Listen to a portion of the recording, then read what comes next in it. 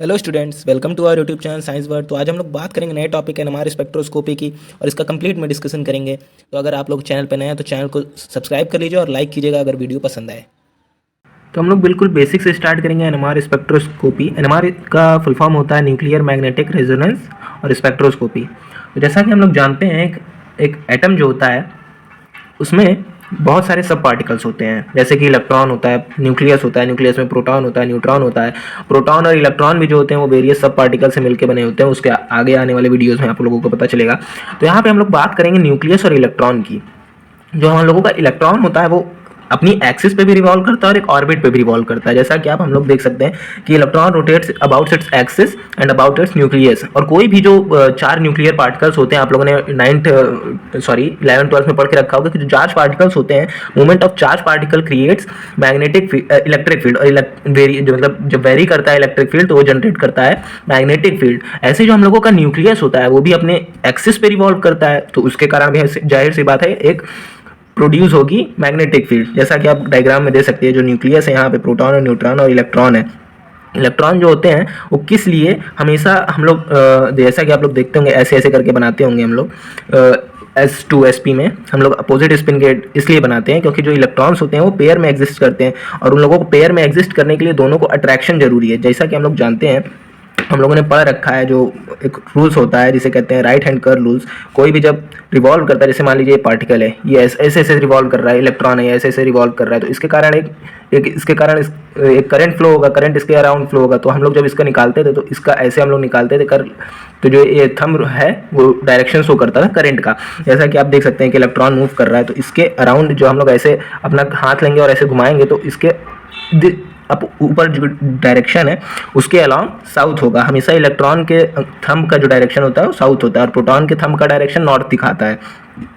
तो हम लोगों का जो प्रोटॉन का, जैसा कि आप देख सकते हैं यहाँ पे प्रोटॉन के डायरेक्शन जो नीचे है, यहाँ पे जब हम लोग ऐसे फ्लो करेंगे तो करंट नीचे की तरफ जाएगा, तो ये नॉर्थ डायरेक्शन शो करता है। तो एंगुलर मोमेंटम ऑफ जो प्रोटॉन होता है वो होता है √I × I+1 h/2π। जो I है यहाँ पे ये हम लोगों को बताता है कि स्पिन क्वांटम नंबर है, spin quantum number in case of proton. और ऐसे ही जब हम लोग स्पिन क्वांटम नंबर यहाँ पे इलेक्ट्रॉन की जब बात करते हैं, जैसा कि आप देख सकते हैं, तो ये होता है S/2π। यहाँ पे S जो है वो क्वांटम नंबर फॉर इलेक्ट्रॉन है जो कि हाफ होता है, और मैग्नेटिक क्वांटम नंबर ±½ ये आप लोगों ने पढ़ के रखा होगा। आप लोगों ने एक डाउट हो रहा होगा कि यहाँ पे जो हम लोगों ने इलेक्ट्रॉन बनाया है इसकी डायरेक्शन साउथ और नॉर्थ आई कैसे। ये मैंने वैसे बता दिया है, लेकिन आप लोग इसको यहाँ से भी देख के समझ सकते हैं। जो राइट हैंड कर्ल रूल होता है आप लोगों ने पढ़ा होगा। तो हम लोग जब करंट को फोल्ड करते हैं अपने राइट हैंड को, और जो थंब की डायरेक्शन होती है वो हम लोगों को नॉर्थ की डायरेक्शन दिखाती है इन केस ऑफ प्रोटॉन और south in case of electron.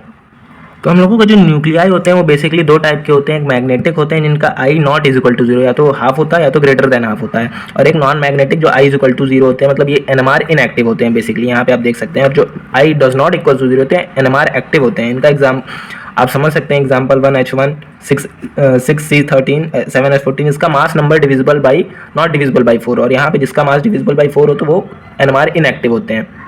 और न्यूक्लियस जिनका I > ½ होता है वो एक इंटरनल मैग्नेटिक फील्ड क्रिएट करते हैं। जाहिर सी बात है, इंटरनल मैग्नेटिक फील्ड क्रिएट करेंगे तभी तो NMR एक्टिव होंगे। तो जब हम लोग NMR एक्टिव न्यूक्लियस को जब हम लोग मैग्नेटिक फील्ड में रखते हैं, एक्सटर्नल मैग्नेटिक फील्ड में रखते हैं, तो ये कुछ स्पेक्ट्रम देता है। ठीक है, एक्सटर्नल मैग्नेटिक फील्ड जब हम लोग प्रोवाइड करते हैं तो अपने हायर एनर्जी स्टेट में चला जाता है फ्रॉम लोअर एनर्जी स्टेट से। ठीक, तो ये देता हम लोगों को एक स्पेक्ट्रम शो करता है जिसको हम लोग कहते हैं NMR स्पेक्ट्रम, और इस टेक्निक को कहते हैं हम लोग NMR स्पेक्ट्रोस्कोपी। और यही जब हम लोग केस 1H1 क्या, एक प्रोटॉन ही तो है, इसके पास एक ही प्रोटॉन है, ये सिर्फ प्रोटॉन है। तो इसको हम लोग जब 1H1 के साथ जो स्पेक्ट्रम देता है, इसके न्यूक्लियस का जो स्पेक्ट्रम हम लोग देता है उसे हम लोग PMR कहते हैं, यानी या फिर हम लोग कहते हैं 1H1 NMR, या फिर कहते हैं प्रोटॉन मैग्नेटिक रेजोनेंस स्पेक्ट्रोस्कोपी। उसके बाद हम लोग जब देखेंगे when nucleus resonate with external field called as nucleus resonance, hence for NMR spectrum there should be nucleus resonance. NMR spectrum के लिए न्यूक्लियस रेजोनेंस होना चाहिए। न्यूक्लियस रेजोनेंस कब होता है? जब हम लोगों का जो न्यूक्लियस होता है हम लोग क्या करते हैं, उसको मैग्नेटिक फील्ड एक्सटर्नल प्रोवाइड करते हैं, तो लोअर एनर्जी स्टेट से हायर एनर्जी स्टेट में चला जाता है, तो हम लोगों को एक स्पेक्ट्रम शो करता है। इसी को हम लोग NMR स्पेक्ट्रोस्कोपी कहते हैं। तो हम लोगों का जो ओरिएंटेशन है न्यूक्लियस का, वो एक ही डायरेक्शन में तो हो नहीं सकता। मतलब मान लीजिए अगर हम लोगों का ये है नहीं कोई भी न्यूक्लियस ऐसे घूम रहा है मतलब अपनी एक्सिस पे, लेकिन ये कोई किसी भी डायरेक्शन में घूम रहा है, रैंडम डायरेक्शन में घूम रहा है, लेकिन जब हम लोग इसमें एक्सटर्नल मैग्नेटिक फील्ड अप्लाई करेंगे तो ये किसी एक डायरेक्शन में घूमने लगेगा, या तो इस डायरेक्शन में घूमेगा क्लॉकवाइज या तो एंटी क्लॉकवाइज, और वैसे बहुत डायरेक्शन हो सकते हैं। एक सर्कुलर के लिए, सर्कल के लिए कितने भी डायरेक्शन हो सकते हैं, लेकिन हम लोग ओरिएंटेशन कैसे निकालेंगे, इस फॉर्मूले से 2i+1 for i is equal to half जब हम लोग रखेंगे तो हम लोगों को दो हम लोगों को मिलेंगे, या तो प्लस हाफ या तो माइनस हाफ। मतलब प्लस हाफ क्या होगा, जाहिर सी बात है वो क्लॉकवाइज घूमेगा, और माइनस हाफ एंटी क्लॉकवाइज घूमेगा। लेकिन इसकी वैल्यू जरूरी नहीं है कि i की वैल्यू हाफ ही हो, 1 भी हो सकती है, 3/2 भी हो सकती है। तो इससे बहुत सारे हम लोगों को ओरिएंटेशन निकल सकते हैं। अभी हम लोग ने बात की i is equal to half के लिए, जब i इज इक्वल टू 1 रखेंगे तो 3 ओरिएंटेशन निकलेंगे, या तो प्लस हाफ या तो 0 या तो माइनस हाफ। ठीक है, तो ऐसे ही जब हम लोग हाफ के लिए अगर डायग्राम बनाते हैं, कुछ मान लेते हैं, तो ये हम लोगों का मान लेते हैं ये न्यूक्लियस है, इस पर हम लोगों ने क्या किया, इसको एक magnetic field, external magnetic field में रख दिया है। तो ये क्या करेगा, ये तो पहले रैंडम घूम रहा था किसी भी डायरेक्शन में, अपना ओरिएंटेशन लेके घूमे ही पड़ा था, तो हम लोगों ने इसको अप्लाई कर दिया एक तरफ से मैग्नेटिक फील्ड, तो ये एक स्पेसिफिक डायरेक्शन में शिफ्ट हो जाएगा, मतलब इधर अलाइन हो जाएगा या तो इधर अलाइन हो जाएगा, या तो क्लॉकवाइज हो जाएगा या तो एंटी क्लॉकवाइज हो जाएगा। लेकिन ऐसे अलाइन होने के बाद इसमें हम लोग क्या करेंगे, रेडिएशन डालेंगे। जो रेडिएशन है ये रेडियो फ्रीक्वेंसी है। जब हम लोग डालते जाएंगे, यहाँ पे एक डिटेक्टर लगाया है, मान लेते हैं यहाँ पे हम लोगों ने कोई भी एक वेवलेंथ की फ्रीक्वेंसी डाल दी।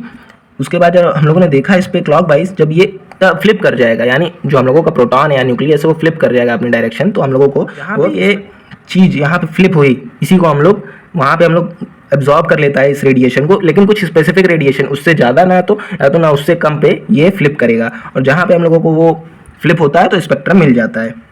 इस वीडियो में इतना ही, हम लोग नेक्स्ट लेक्चर में और भी बातें करेंगे। तो वीडियो पसंद आया तो लाइक कर लीजिएगा, चैनल को सब्सक्राइब कर लीजिएगा और शेयर कीजिएगा अपने फ्रेंड लोगों के साथ।